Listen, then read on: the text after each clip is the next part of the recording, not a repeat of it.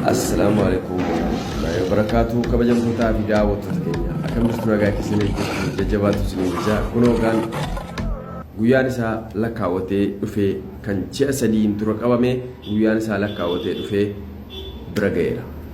Egaan akkuma beekamu ilmaan Oromoo faamiliin tapha guyyaa tokko kan taphatee hin beekne yoo ta'u tapha beellamaa tapha adda addaa support adda addaa wanta adda addaa waan guddaa adda addaa wanti taphatee beeku waan hin jirreef vaayiraalii mana kanaatiif immoo taphni baay'ee murteessaa waan ta'eef amma taphachuu murteessineerra jechuudha. Kanaaf ji'a sadiin dura kan qabamee dhufee jiin isaa dhufee as ga'e Jaanuwaarii 22 2023 tapha beellamaa warra soddaa wajjin waan qabuuf ilmaan Oromoo akka narraa hin hafne isiniin jechuun barbaada.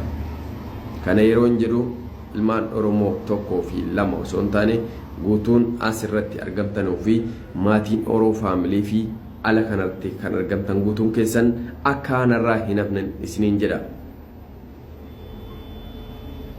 Oromoon akka mo'aa taatee fi akka asirratti TikTokii kanarratti sodaachisaa ta'an guutuutti nan beeka. Innis ragaa wajjiniin lafa isiniif kaa'uu danda'a. Namoonni baay'een kanan wajjin taphachuuf gaafadhe lakkii nuti ilmaan Oromoo wajjin hin taphannu. Nuti isin hin dandeenyu jechuudha. Namoota sadii oltuyyuu na didan. Afaffaarratti garuu kunoo amma taphachuudhaaf jechuudha. Waa hundinuu dhumee murtaa'ee kunoo guyyaan isaa as dhiyaatee jira. December 22 2023. No. January 22. January 22 2023 halkan keessaa akka Itoophiyaatti sa'a 4 irratti la dhaggeeffadha. Halkan keessaa akka Itoophiyaatti sa'a 4 irratti tapha cimaa waan qabuuf guyyaa sana please akka narraa hin hafne ilmaan Oromoo isin malee wal malee waa hin qabnu.